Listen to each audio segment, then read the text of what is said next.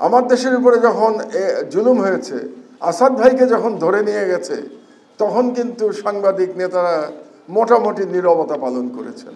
আমাকে দ্বিতীয়বার যখন গ্রেফতার করা হয়েছিল 2013 সালের 11ই এপ্রিল, এবং আমার পত্রিকা আমার দেশ বন্ধ করে দেওয়া হয়েছিল। আমার পত্রিকা বললে ভুল হবে, আপনাদের সকলের পত্রিকা, বাংলাদেশের পত্রিকা, বাংলাদেশের স্বাধীনতাকামী জনগণের পত্রিকা, বাংলাদেশে ইসলামপ্রিয় মানুষের পত্রিকা আমার দেশ। তো সেটা যখন বন্ধ করে দেওয়া হলো, তারপরে এই আমার দেশ এই প্রেসেই একদিন ছাপানোর চেষ্টা করা হয়েছিল, 3 দিন ছাপানো হয়েছিল। আমার সহকর্মী জাহিদ চৌধুরী বলে দিল, আমি তো তখন জেলে, কাজেই পরিষ্কার মনে নাই আমার। 3 দিন ছাপানো হয়েছিল। তারপরে এখানে পুলিশ এসেছিল এবং গ্রেফতার করে নিয়ে গেছিল।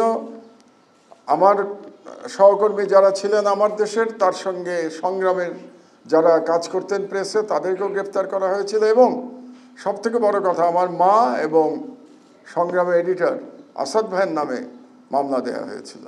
এবং সেই মামলায় আমার মাকে এবং আসাদ ভাইকে বেশ কয়েকদিন আত্মগোপনে থাকতে হয়েছিল।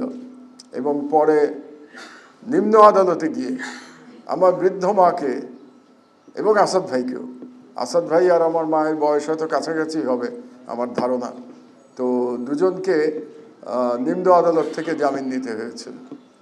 তো সেই সময় আপনাদের মনে আছে কি না জানি না, আমি তখন ডিবিতে বন্দি ছিলাম, রিমান্ডে ছিলাম। সেই রিমান্ডে থাকা অবস্থায় আমার প্রতিবাদ করার আর কোনো উপায় ছিল না। আমি অনশন করেছিলাম এই মামলার বিরুদ্ধে, এই যে আমার মায়ের বিরুদ্ধে এবং আসাদ ভাইয়ের বিরুদ্ধে মামলা দেওয়া হয়েছিল তার বিরুদ্ধে। এবং পরবর্তীতে আসাদ ভাইয়ের উপরে যে নির্যাতন হয়েছে সেটিও আমার জানা। তখন আমি বিদেশে এক্সাইল লাইফে ছিলাম। তবে আসাদ ভাইয়ের সব কিছু আমি জানতাম, যে ওনার উপর দিয়ে কত অত্যাচার জুলুম গেছে। কারণ আসাদ ভাইয়ের ছেলে যে অস্ট্রেলিয়াতে আছে, শিবলি সোহেল, সে আমার সঙ্গে মিলে এবং আমরা মিলে একটা থিঙ্ক ট্যাঙ্ক করেছিলাম, ওটা এখনও আছে, সাপি, south Asian policy initiative.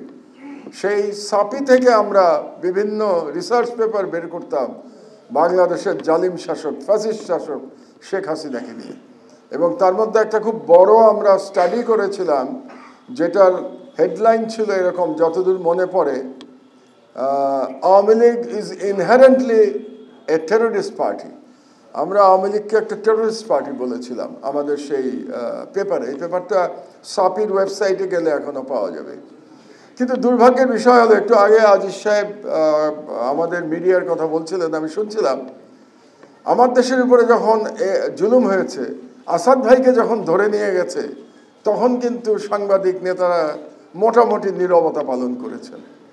Asad ভাইকে কিভাবে নিয়ে যাওয়া হয়েছে, আর আমাদের তথাকথিত সুশীল পত্রিকাগুলো, সেগুলো কিন্তু সেদিন শুধু নীরব থাকেন নাই, এই আসাদ ভাইয়ের জুলুমের পক্ষে তারা অবস্থান নিয়েছিলেন, ফ্যাসিবাদী সরকারের পক্ষে অবস্থান নিয়েছিলেন।